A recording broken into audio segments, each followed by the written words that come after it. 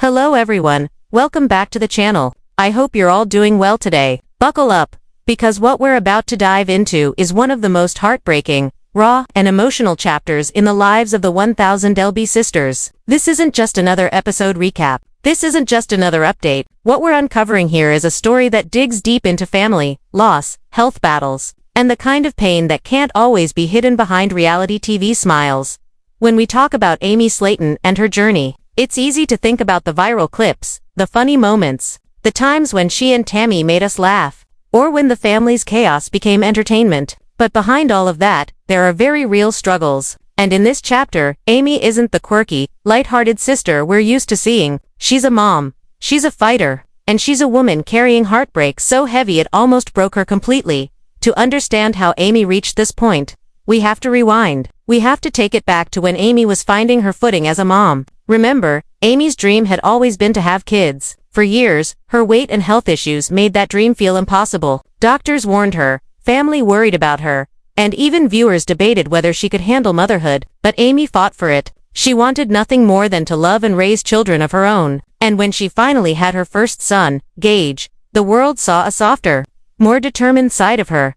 But then came the big shock. Tammy became pregnant again. This time, she was expecting twins. It was a miracle, but also a massive challenge. Carrying twins isn't easy for any woman, let alone someone with Tammy's health history. Yet she pressed on. She documented her journey, shared her happiness, and showed us glimpses of the life she dreamed of building for her boys.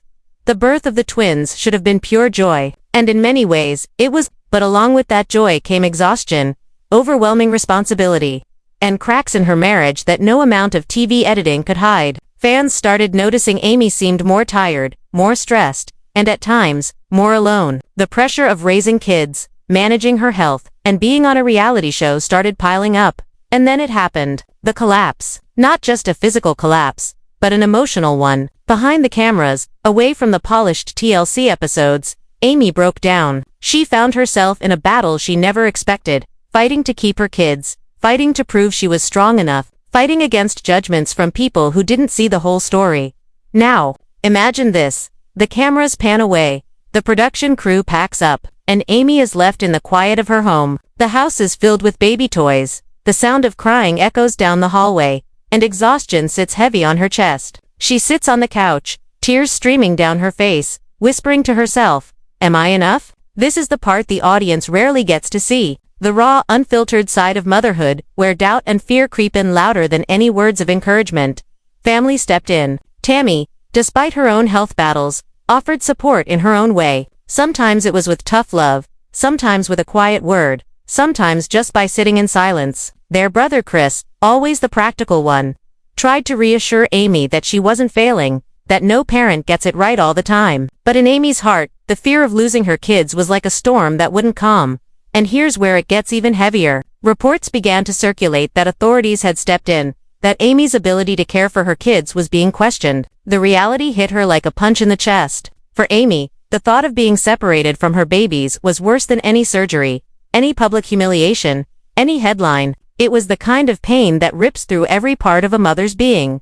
In moments like these, you don't just see a reality star. You see a woman stripped of all her defenses, clinging to what matters most. And for Tammy, that meant standing up, finding strength she didn't know she had, and trying to prove to the world and maybe to herself that she was capable of being the mother her kids needed. This is just the beginning of what unfolded. In the next part, we'll go deeper into the nights filled with fear, the shocking decisions that had to be made, and the moments TLC never dared to show on air. Tammy sat in the dim light of her living room, the weight of the world pressing down on her shoulders. The soft hum of the baby monitor filled the silence, broken only by the occasional cries of her twins in the next room. She wanted to get up, wanted to soothe them, but her body felt like stone. She whispered to herself, "What if I can't do this anymore?" Those words weren't meant for anyone else's ears. They were the kind of desperate confessions that never make it to TV.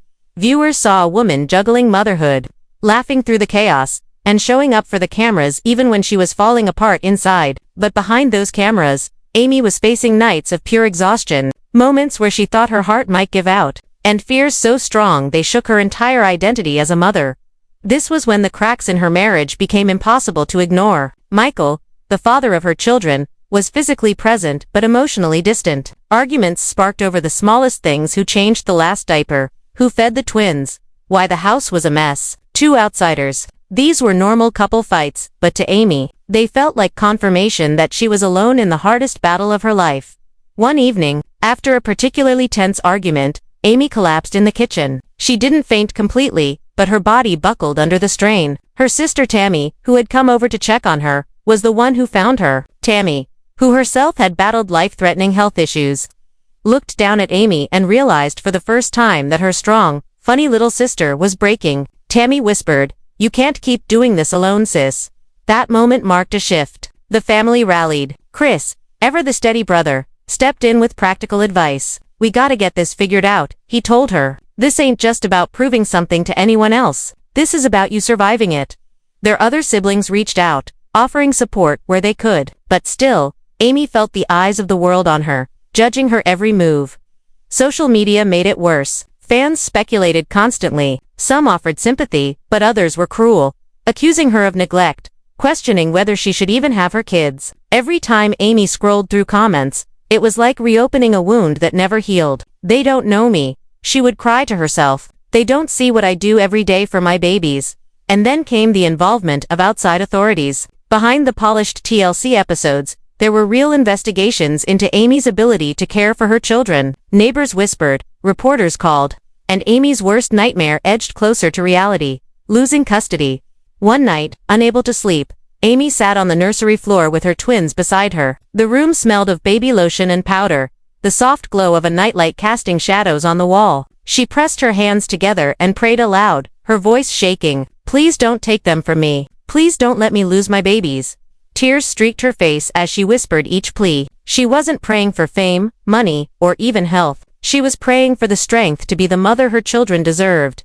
Tammy, watching from the doorway, felt her own heart break. For so long, the sisters had clashed, fought, and competed for attention. But in that moment, all of that faded. Tammy sat beside her, placing a hand on Amy's shoulder. "You're not alone," she said softly. "We're gonna get through this together."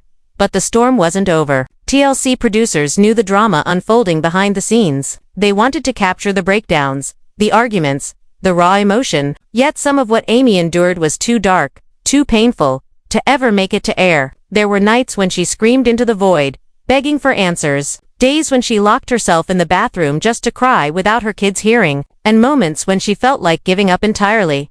Still, Amy kept fighting. For every cruel headline, she had a moment of tender love with her children. For every judgmental comment, she had a smile from her twins that reminded her why she couldn't give up. She wasn't perfect, but she was present. And in her heart, she knew that mattered more than anything. As the weeks went on, Amy started to rebuild, piece by fragile piece. Family therapy sessions were introduced. Tammy and Chris stood by her side. Even Michael, despite the distance, made attempts to show up more for his kids. The battle wasn't over, but Amy was learning how to fight without completely losing herself. And yet, the question lingered: would it be enough? Would love and determination be enough to outweigh the doubts of others, the opinions of strangers, and the judgments of those who couldn't see the full picture? This is where the story deepens even more, because the hardest decisions, the most painful truths, and the shocking outcomes were still to come.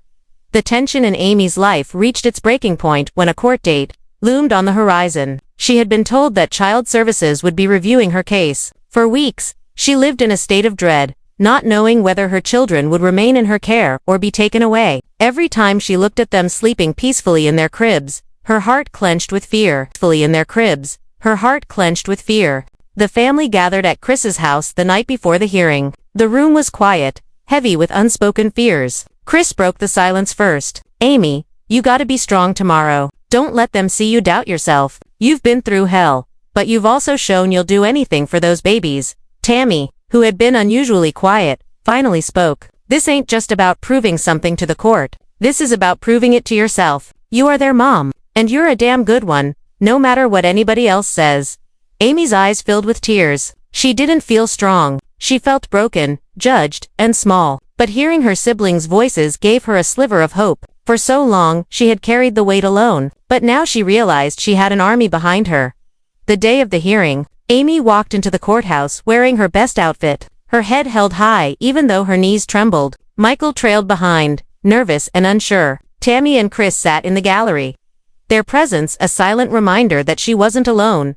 When Amy took the stand, the questions came fast and sharp. Could she provide for her children? Was her home safe? Did her health put her children at risk? Each question cut her open, but she answered honestly. Her voice shook, but her words were steady. I love my children more than anything in this world. I might not be perfect, but I'm here, I'm present, and I'll never stop fighting for them. The judge studied her carefully. Flipping through the thick file of reports and observations, the silence in that courtroom was unbearable, every second dragging like an eternity. Amy closed her eyes and whispered another prayer. Finally, the judge spoke. His words were measured, but they carried weight. Ms. Slaton, it is clear that you face significant challenges. However, it is also clear that you love your children deeply and have shown commitment to improving their lives. Custody will remain with you, under supervision. With continued family support, Amy gasped, covering her mouth with her hands. Relief and joy flooded her body. But so did the realization that this wasn't the end of her fight, it was just the beginning. Outside the courthouse, reporters swarmed, cameras flashing. Amy didn't stop to answer questions. She held her twins close, shielding them from the chaos, whispering into their tiny ears, "Mama's got you. Mama's never letting you go." Back home, the family celebrated quietly. Tammy raised a glass of sparkling water, her eyes shining. "To Amy," she said, "to the strongest damn woman I know." But behind the laughter and relief, Amy knew her life would never be the same. The world had seen her at her lowest. The cameras would always circle, ready to capture her next mistake. Yet for the first time in months, she didn't feel powerless. She felt determined. She set up a nightly routine with her babies, bathing them, reading to them, and tucking them in with gentle kisses. These small rituals became her anchor, a reminder of why she had fought so hard. She wasn't just surviving anymore, she was rebuilding, and perhaps the most shocking twist was Tammy's transformation during this time. Seeing her sister nearly lose everything forced Tammy to confront her own demons. She started attending therapy sessions with Amy, breaking down walls she had held up for years. "We've been through hell together," Tammy told her, "but maybe now it's time we climb out of it, side by side." Fans who only saw the polished episodes would never know the full truth of what happened during those dark months. They saw drama, arguments, and tearful confessions. But they didn't see the nights Amy spent on the nursery floor praying. Or the mornings she forced herself out of bed when every muscle screamed in pain. They didn't see the strength it took to keep going when the world told her she wasn't enough. Amy's journey wasn't glamorous, and it wasn't easy, but it was real. And in the end, that's what made her story powerful. She was a mother who refused to let go, a sister who learned the value of family, and a woman who discovered a strength she never knew she had. As the months passed, Amy continued to face challenges. Parenting to babies while under the microscope of fame was exhausting, but each time she stumbled, she picked herself back up, holding on to the truth she had earned in that courtroom. She was enough. The final scene that TLC never aired, the one to Raw, too personal, too heartbreaking for TV, was also the most powerful. Amy sat in a rocking chair, her twins curled against her chest. She looked into the camera someone had left recording. Her voice barely above a whisper. "I thought I was gonna lose everything, but I didn't. I still got my babies. And as long as I got them, I got everything I need." Her eyes glistened. Her voice cracked, but there was no mistaking the fire in her words. Amy Slaton had been knocked down, dragged through the mud, and judged by the world, but she had risen again, stronger than before. And for her children, she would keep rising no matter how many times she had to start over.